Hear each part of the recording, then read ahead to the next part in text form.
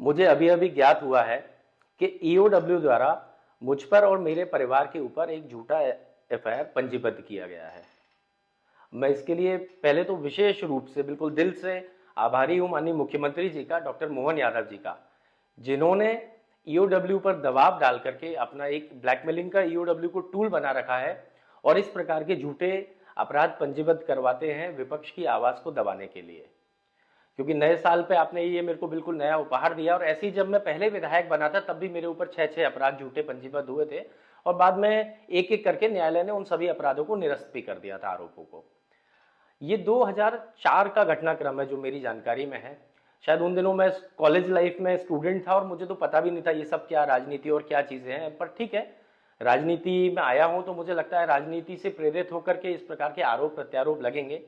मुझे तो ऐसा लगता है काफी देरी से मुख्यमंत्री जी जागे हैं। ये एफआईआर और 6-8 महीने पहले करते तो मुझे लगता है उपनेता बनते ही आपने विपक्ष की आवाज को दबाव दे करके दबाना शुरू कर दिया।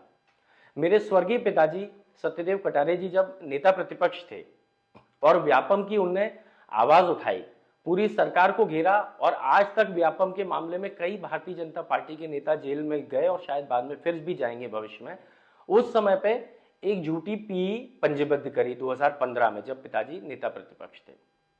उनके स्वर्गवास के बाद कोई एजेंसी ने, किसी सरकार ने कुछ नहीं किया। आज जैसे ही मैं उपनेता प्रतिपक्ष बनकर के आया और सरकार के ऊपर भ्रष्टाचार के आरोप लगाना जब शुरू क्या कर दिए मैंने, तो अचानक से मैं आरोपी बन गया। जब हम पद पे नहीं होते हैं तब हम लोग पाक साफ होते हैं मध्य प्रदेश की जनता के बीच में, और जैसे ही हम लोग पद पे आ जाते हैं वैसे ही हमारा पूरा परिवार को भ्रष्टाचारी और झूठी एफआईआर करना शुरू हो जाती है सरकार। तो ये कैसी राजनीति है? मैं तो पूछना चाहता हूं प्रदेश की जनता से और मीडिया के माध्यम से मैं पूछना चाहता हूं कि आप खुद सोचिए, क्या ये उचित है कि मेरी विधवा मां आज 70 साल की उम्र में उनके ऊपर एक भ्रष्टाचार का आरोप लगा दिया? कितना नैतिक है? मुख्यमंत्री जी को कम से कम इतना लिहाज या इतनी मर्यादा तो रखनी चाहिए, इतनी शर्म तो उनके अंदर होनी चाहिए कि कम से कम राजनीति आपस में ही रखे, घर की महिलाओं बच्चों को तो नहीं घसीटना चाहिए। लेकिन ठीक है, आपका सोचने का जो स्तर है, आपका कार्य करने का जो भी स्तर है, मैं उसका भी स्वागत करता हूं। मुझे न्यायालय पे पूर्ण भरोसा है, मैं इसको न्यायालय में पहले की तरह लेके जाऊंगा। न्यायालय पुनः इन आरोपों को झूठा सिद्ध करेगी, क्योंकि 2004 का प्रकरण, 21 साल पुरानी घटना को आज आप 21 साल बाद क्यों उठा रहे हैं?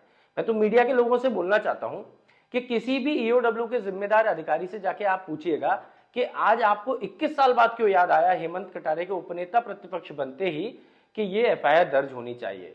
21 साल के बीच में ये कोई अपराध नहीं था क्या? 10 साल पहले आपने प्राथमिकी दर्ज करी, चलो इन 10 वर्ष में आप अपराध दर्ज कर लेते, लेकिन नहीं। जैसे ही मैं सरकार के खिलाफ बोलना शुरू हुआ, अचानक से सारी एजेंसियां मेरे खिलाफ सक्रिय हो गई और झूठा आरोप मेरे ऊपर लगा दिया।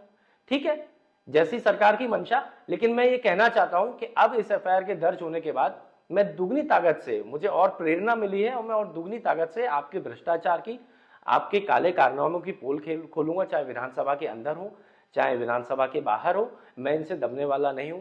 स्वर्गीय सत्यदेव कटारे जी का खून है मेरी रगों में, और अपनी आखिरी सांस तक मैं आपके खिलाफ दमदारी और ईमानदारी से लड़ाई लड़ूंगा। मुख्यमंत्री जी को पुनः धन्यवाद, पूरी भारतीय जनता पार्टी को पुनः धन्यवाद, और आशा करूंगा कि ऐसी कई और झूठी एफआईआर आप मेरे ऊपर दर्ज करते रहेंगे। बहुत बहुत धन्यवाद।